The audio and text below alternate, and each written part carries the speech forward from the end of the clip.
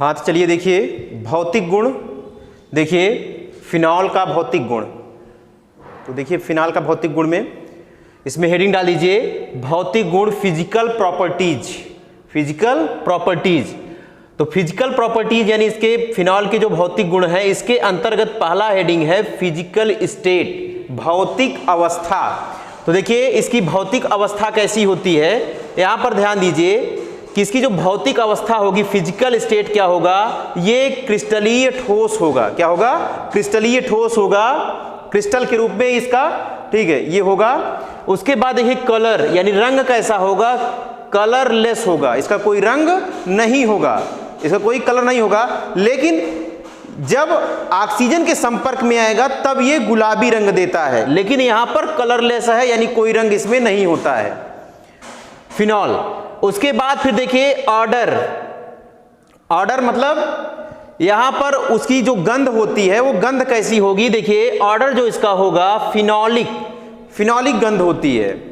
फिर इसके आगे देखिए इसमें लिखा गया है कि फिनॉल के क्रिस्टल सुई की आकृति के होते हैं। फिनॉल की जो आकृति होती है वो सुई की तरह होती है।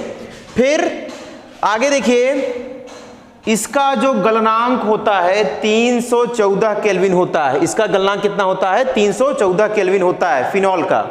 आगे है इसका जो क्वथनांक होता है वो 455 केल्विन होता है। फिनॉल का जो क्वथनांक होता है ये 455 केल्विन होता है। और फिर देखिए आगे यह जल में अल्प विलेय होता है। क्या होता है? जल में कम मात्रा में ये घुलता है, क्योंकि आप जानते हो जल में क्यों कम मात्रा में घुलेगा।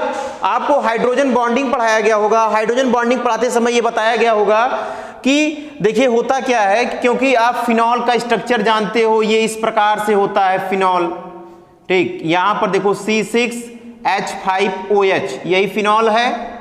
अब ये फिनॉल देखिए अगर ये जल के साथ रिएक्ट करेगा तो देखिए, क्योंकि आप जानते हो यहां पर H2O, ठीक, H2O, यहां पर जो देखिए ऑक्सीजन है O और यहां पर H है ना, और उसके बाद फिर जो हाइड्रोजन देखो H2O होता है, इस प्रकार से होता है H और यहां पर H।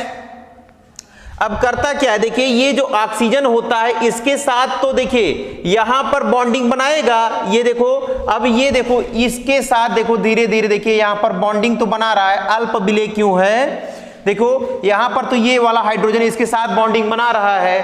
अब अगला फिर जो OH का होगा, ये O फिर H, फिर यहां पर देखो इस प्रकार से हाइड्रोजन बॉन्डिंग क्रिएट होती है, ठीक। तो यहां पर देखो जो ये H होगा, ये H देखो यहां पर डॉटेड लाइन से, जिसको, क्योंकि आप जानते हो हाइड्रोजन बॉन्डिंग जो होता है उसको हम इसी डॉटेड लाइन से दिखाते हैं, जिसको हम क्या बोलते हैं, हाइड्रोजन बॉन्ड बोलते हैं, हाइड्रोजन बॉन्ड।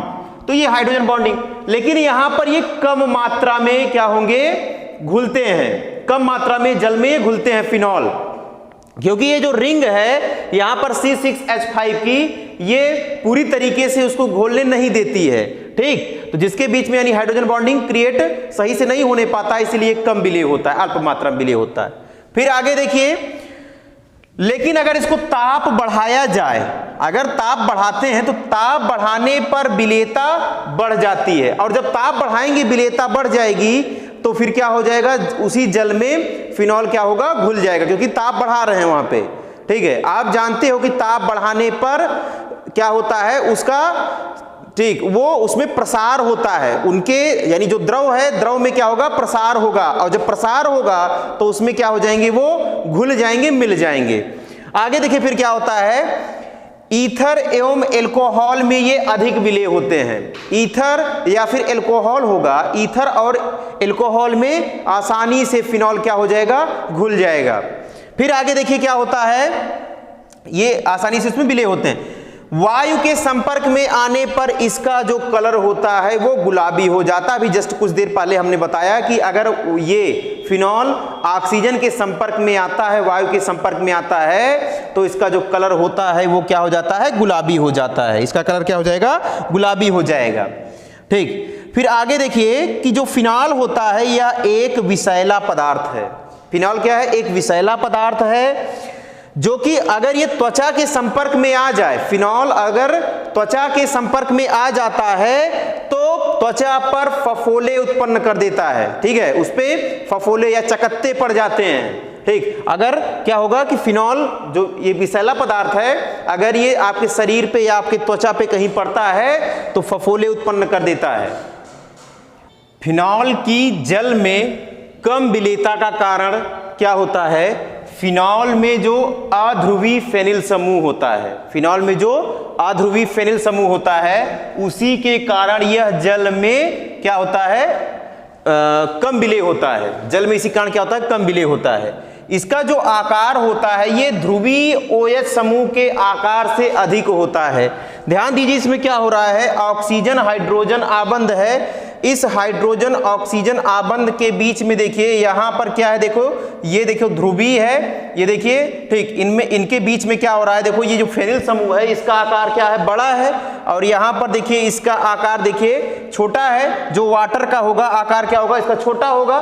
तो इसके आकार जो होगा, फिनॉल का जो अध्रुवीय आकार होता है, यानी जो फेनिल समूह होता है, इसके ऊपर और नीचे देखिए इस प्रकार से जुड़े हुए हैं, इसी कारण ये क्या होता है? जल में कम विलेय होता है, ठीक। फिर क्या होता है, देखिए इसमें जो ध्रुवीय OH समूह के आकार से ये अधिक होता है, जिसके कारण क्या होते हैं? ये अंतर आणविक हाइड्रोजन आबंध, ठीक, यहां पर बन क्या रहा है? अंतर आणविक हाइड्रोजन बंध बन रहा है। क्या बन रहा है?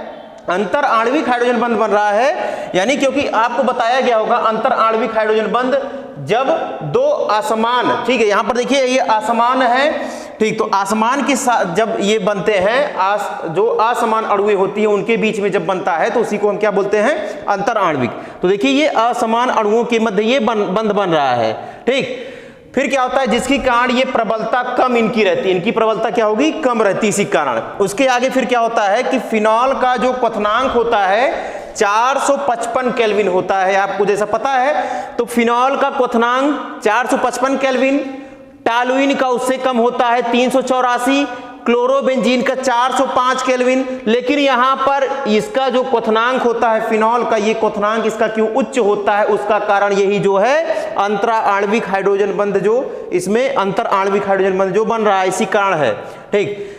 इसका जो कारण होता है देखिए, से उच्च होने का कारण इसके अणुओं के मध्य जो अंतर आणविक हाइड्रोजन बंध का बनना होता है, जो अभी आपको बताया गया, अंतर आणविक हाइड्रोजन बंध जो बनता है, इसी कारण क्या होता है इसका, ठीक है, क्वथनांक इसका क्या होगा? अधिक होता है। फिर देखिए कि द्रव फिनॉल में 90% फिनॉल और 10% जल पाया जाता है। जो द्रव फिनॉल होता है उसमें 90% फिनॉल होता है और 10% क्या होता है? जल होता है। देखिए स्ट्रक्चर के माध्यम से समझिए, इसमें हमने जो बनाया है कि देखो ऑक्सीजन और हाइड्रोजन है, ठीक, तो ऑक्सीजन और हाइड्रोजन के मध्य देखिए यहां पर क्या बन रहा है, देखो ये इस पर ऑक्सीजन पर पार्शियल निगेटिव चार्ज है, हाइड्रोजन पर पार्शियल पॉजिटिव चार्ज है, ठीक, तो इनके मध्य देखो, और ये देखो दूसरा जो फिनॉल है, तो फिनॉल में देखिए यहां पर ये डॉटेड लाइन से जो दिखाए हैं, यही जो बन रहा है ये हाइड्रोजन आबंध बन रहा है। और हाइड्रोजन आबंध कौन सा? अंतर आणविक हाइड्रोजन आबंध बन रहा है, ठीक। सब पर देखिए इसमें पार्शियल निगेटिव पार्शियल पॉजिटिव, तो ये इस प्रकार से इनके अणु आपस में जुड़ते हैं और जल में क्या होंगे? कम विलेय होंगे। बात समझ में आ गई होगी। अगर कोई प्रॉब्लम होती है तो आप लोग कमेंट बॉक्स में कमेंट कीजिए, जो आपको ना समझ में आए हो, ठीक। साथ में वीडियो को लाइक कीजिए और चैनल को सब्सक्राइब कीजिए। चैनल को सब्सक्राइब किए रहेंगे तो ऐसे और भी वीडियो हम आपके लिए लाते रहेंगे।